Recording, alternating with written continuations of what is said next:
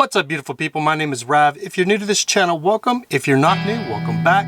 This channel is dedicated to full-time RV living and me living full-time in my vintage classic 1982 Dodge camper van that I call Bertha.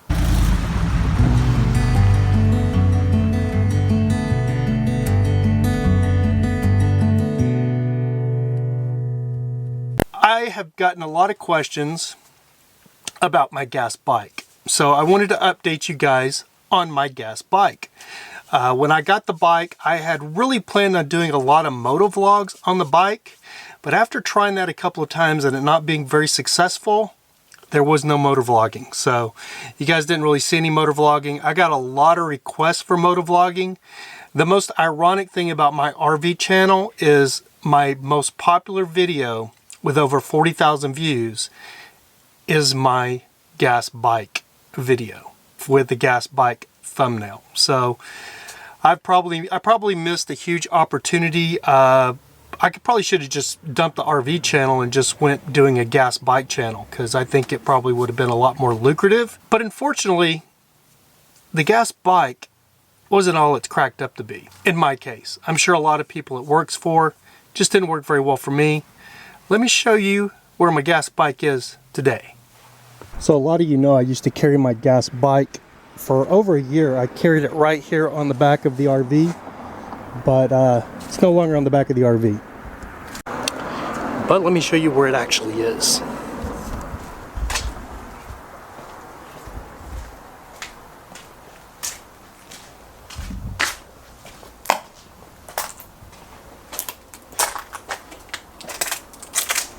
As you can see, the grips weathered and ruined on it, so I pulled the grips off.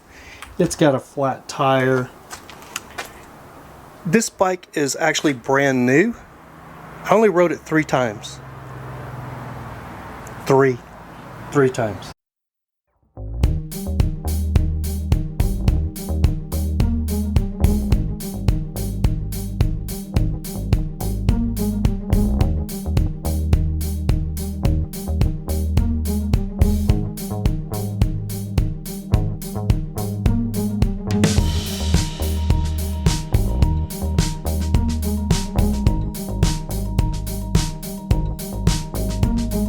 So as you can see, it has a flat tire here. And the crazy thing about this, it got the flat on the back of my rig when I was hauling it around on the back. And the crazy thing about that is it ruined the inner tube. So I've ordered a new inner tube for it. Going to be getting it running hopefully. And I think I'm going to be taking it to RTR with me. So, like I said, I do plan on taking the gas bike with me to Arizona to RTR if I can get it attached to the back. Change some stuff up back there to where it's different than when I used to carry the bike back there, and I had a place for it, but I'm going to try to strap it to the back and take it to RTR with me. Not so much to be riding for myself. I might let my friend Sarah ride it if I can get it running. It may run. I haven't started it in forever. But I doubt it's going to run. Probably going to have to do some work to it to get it running.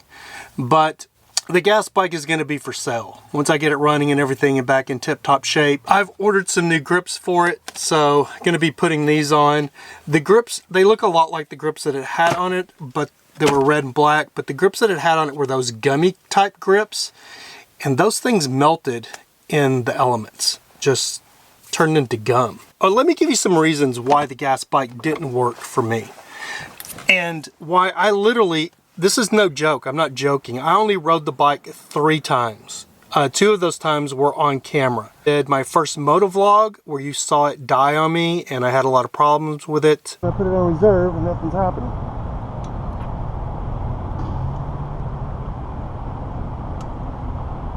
I'll link my original video up here for when I bought the gas bike, the day I went and picked it up.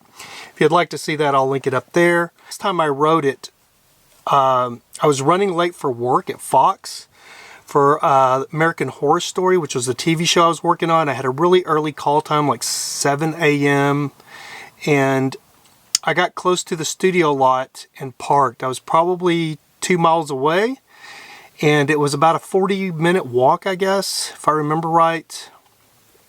And I was running late and I was in a bind, and I thought about getting an Uber or a Lyft, but then I knew that was going to take time for it to get to me because it was so early in the morning and traffic was so bad. So I decided to pull the gas bike off the back and try to get it. I was like, I could pedal it if it won't run or whatever, if it dies. And it literally ran like a champ. Drove me right to work. I got there right on time and was not late, but I would have been like 30 minutes late if it had not been for the gas bike. That was over a year ago, and that was the last time that I rode the gas bike.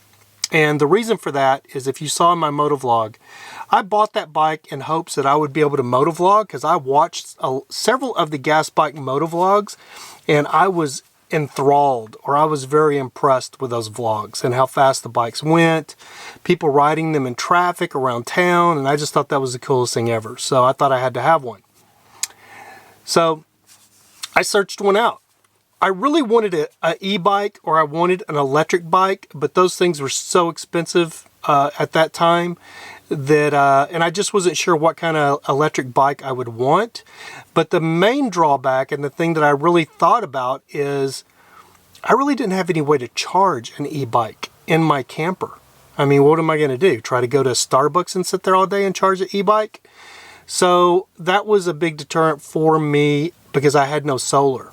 So with no solar, an e-bike just didn't seem feasible. Another reason, main reason, I went with a gas bike. If you have no solar and no way to charge an e-bike, I don't know what you're going to do unless you have a friend that'll let you come over every other day and charge your e-bike if you're going to ride it that much. So that's why, another reason, was a main contributing factor to why I decided to go with a gas bike instead of an e-bike. And the e-bikes at that time were super expensive, and like I said, I wasn't sure what kind of e-bike I wanted. I'd looked around a little bit, but I knew I didn't have a way to charge one, so I thought that was just probably a lost cause. So that's another reason I decided to buy the gas bike. Unfortunately, if you saw my first motovlog, I tried to do another motovlog with the gas bike. I got my helmet on, got my camera, and it was a pain in the butt to get all that stuff on. And I got all set up for my motovlog, which I was going to buy all of the stuff that I needed to motovlog. But for the simple fact that the gas bike wasn't reliable, I decided not to invest the money. So I did not buy all the stuff I needed to do the motovlog. I found that anytime I wasn't vlogging, the gas bike ran like it was brand new, which it was. No problems whatsoever. It just ran like you would dream it would. Anytime I took the time to hook up my camera, get my mic set with my sound recorder, put my helmet on, put my gloves on, it would just die. Like run for a minute and then die. Wouldn't start, die. And the first time, I literally worked on it till like 12 o'clock in the morning. I figured it was a carb problem. I wasn't sure. But the crazy thing is, I could take the helmet off, take the gloves off, take the camera and the mic off. It would start, run like a champ. Don't ask me. I don't know if it was, some kind of gremlin where the bike hated the camera. So it didn't want to be on camera or whatever. I don't know. But it would not work when I wanted to motovlog, and that was one of my biggest things was I was really looking forward to motovlogging and riding the bike. I thought it would draw a lot of attention. Well, I just thought people would be very interested in somebody with a gas bike and a motorhome. And it just wouldn't work. I didn't have the patience to sit there and screw around with it and mess with it. Jeff, with Jeff's Gas Bikes, he actually contacted me. He saw the vlog. He said, hey man, bring it back to me. If it needs some tweaking or whatever. He lives way up in Simi Valley, and I just didn't want to drive all the way back up there. So long story short, it's a long story. The gas bike just didn't work for me. So I just never rode it. Another one of the biggest contributing factors was it was the biggest pain in the butt to get on and off the back of my rig. I just didn't have the want to pull it off and do all the stuff I had to do to get it off and put it back on. So there were a few times when I tried to carry it in my motorhome, and trying to get it through this door because it was so large was next to impossible. And the last time I brought it in here, I ripped the trim off my door and had to repair that. So that was another strike against the gas bike, which was strike 3. So the gas bike was out. I literally had it with the gas bike. It just was not working for me. It was not what I'd hoped it would be, and it just wasn't not what I wanted. So I wanted something convenient. I just went back to riding my skateboards. I want something convenient I can just grab and go. I have nothing against gas bikes. I think if you're probably in your 20s and you like tinkering with stuff, you love engines, or even like Jeff, who's an older retired guy that loves tinkering with engines and stuff, then it's probably going to be great for you. It just was not great for me. It just was not what I needed, was not what I wanted. So I retired the gas bike after riding it 3 times and never rode it again. So I'm going to be trying to get it running though. Get it up and running, get the chain oiled and lubed, put the new grips on it, and it's going to be for sale. But let me show you what I have now. As you know, I just got solar. So with the solar panels comes electricity. So that gave me exactly what I needed to get myself the birthday present that I bought myself, which you can tell by the title of this, was finally an e-bike. So let me show you that. You can see this is my e-bike. I've got it in Bertha. Even with it sitting in here, there's room for me to get by. I can move it around if I need to. I can just pick it up, move it around, get it out of the way so I can get in the bathroom. And the other thing is, this is actually a folding bike. It'll actually fold up. So it's, I think, a 350 watt. It'll do about 20 miles an hour, headed up to about 17, 18 miles an hour, but it'll do right around 20 miles an hour and about 20 miles distance, I believe. I think 20 miles distance. Let's go ahead and get it out in this outside.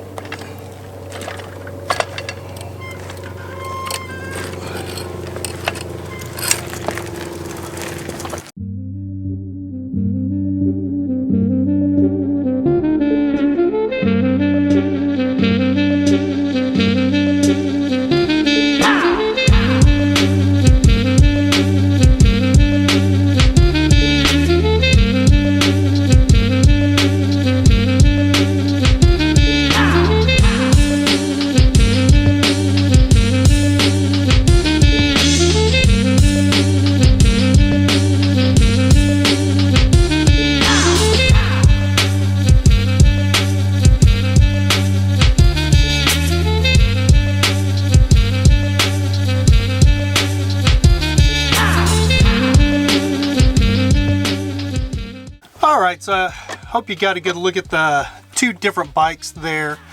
A little bit more on the gas bike. Another one of the biggest drawbacks was because it was so difficult to get off the back of my rig and to get it inside. I never took it off. Again, I think I've already probably went over that, but a big part of that problem is I'd never bought a cover for it, like a motorcycle cover or something to cover it up. So carrying it over a year, I had the thing bolted to this camper. That's why it was so hard to get off of there. But part of the problem is it was just out in the elements all the time. So it literally just sat on the back of this rig and ruined. I mean, not ruined. I mean, I'm going to get it back up and running again. But you saw what it looked like. It's a brand new bike. I never rode it, only 3 times. So as far as mileage, how far I probably rode it and all the times I rode it, I would say I probably rode it maybe about 5 miles max. I would say probably 5. 10 is pushing it, but probably about 5 miles. I walk more than that in a day, like 3 times that, and when I'm working on a big set. So yeah, my problem is if something really works well for me, I really love it. But if something is a pain in my butt these days, I fall out of love with it really quick. And I fell out of love with that gas bike overnight. I felt I had buyer's remorse the first time I rode it, and it died and it wouldn't start. So with the e-bike, I got that thing about, it's going on a week now I've had it. I think I got it 4 or 5 days ago.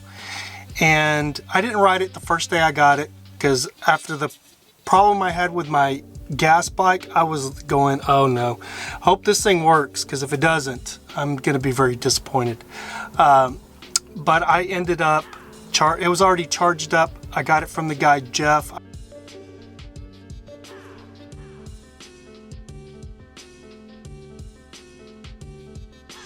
I had to drive all the way to Rancho Cucamonga to get it.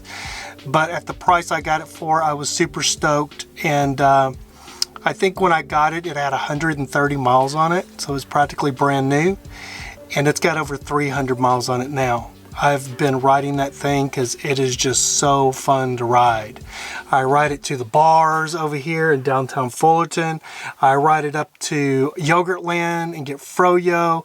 I ride it, or Chipotle, which is right next door. Fat tire bike. I'm looking forward to riding it out in the desert. So I had planned on doing a review on the gas bike. I never done a review because I was so disgusted with the gas bike. I just didn't want to mess with it. I'm going to put a new inner tube in it that I have. I still don't want to mess with it. I'm ready to sell it. If somebody wants it, let me know. Email me because it's going to be for sale. And I'm done with gas bikes. But my little e-bike, I absolutely love that thing. It runs like a champ. It's not as fast as the gas bike.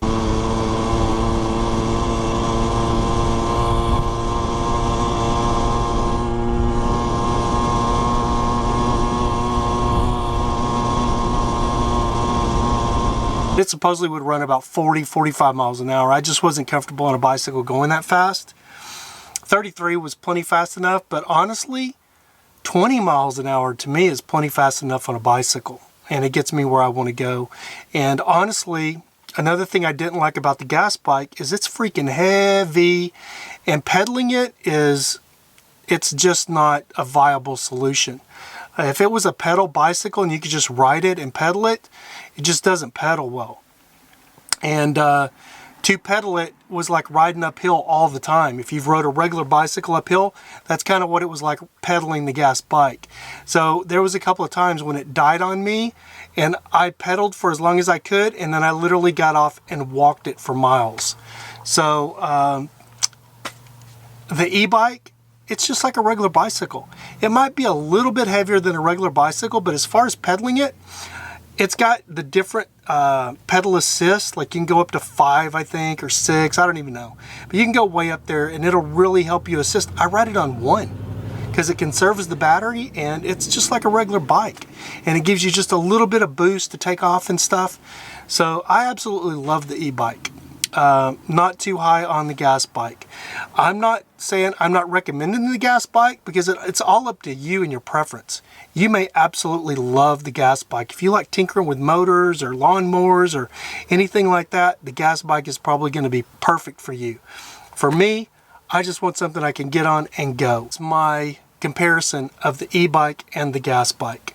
If you're looking for something you can just jump on and ride that you don't have to really mess with too much, the e-bike, I would go with the e-bike. If you like to tinker with motors, or the other thing about the gas bike is if you like attention, you're going to get a lot of attention on the gas bike. It's noisy, it's loud, it sounds like a weed eater. So the faster you ride it, the louder it is. So people see it coming everywhere you're going. They're turning their heads. If you're going down the street, they're turning their heads to look to see what it is because it makes a different sound.